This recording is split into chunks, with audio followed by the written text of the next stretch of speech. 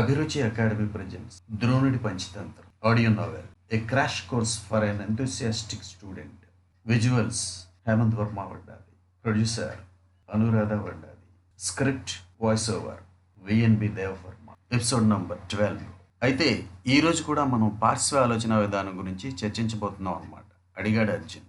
అవును, ఎందుకంటే ఇది చాలా మంచి ఆలోచన విధానం.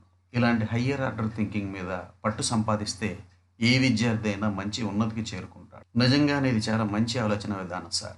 పాతాళ భైరవి అని నువ్వు సినిమా పేరు కూడా విని ఉండకపోవచ్చు. 1951లో విడుదలైంది ఈ చిత్రం. అందులో పార్శ్వ ఆలోచన విధానానికి సంబంధించిన ప్రశ్న ఉంది.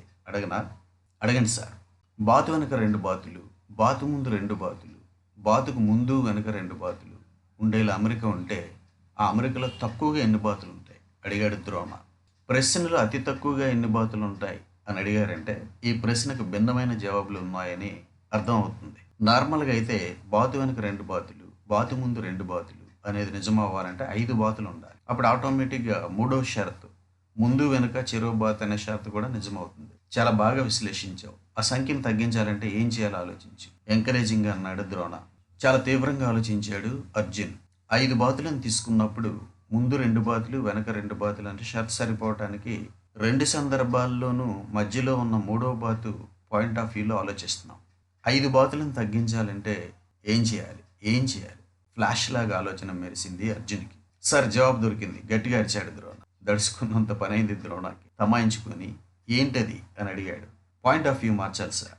అంటే 3 బాతులు తీసుకొని 3 పాయింట్స్ ఆఫ్ వ్యూలో ఆలోచిస్తే జవాబు వస్తుంది సార్, ఆనందంగా అన్నాడు. ఎలా?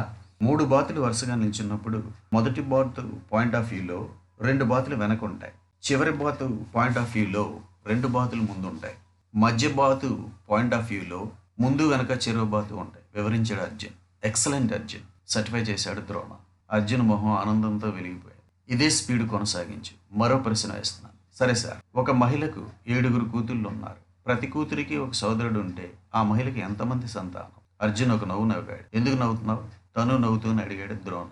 మళ్ళీ ఫుల్ లాగా ఆలోచిస్తే 7 కూతుళ్ళకి 7 సోదరులని భావించి 14 మంది అని చెప్పే అవకాశం ఉంది. కానీ ఒక సోదరుడు 7 కూతుళ్లకు సోదరుడే కాబట్టి 7 + 1 8 మంది సంతానం అని చెప్పవచ్చు.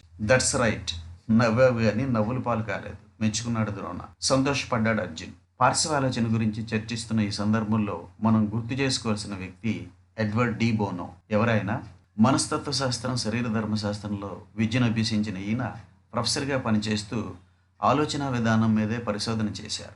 ఆయన రాసిన 85 పుస్తకాలు 46 భాషల్లోకి అనువదించబడ్డాయి. ఎన్నో ప్రభుత్వ సంస్థలకు, కార్పొరేట్ సంస్థలకు, వ్యక్తులకు ఆలోచన విధానం గురించి బోధించేవారు. మార్వలెస్.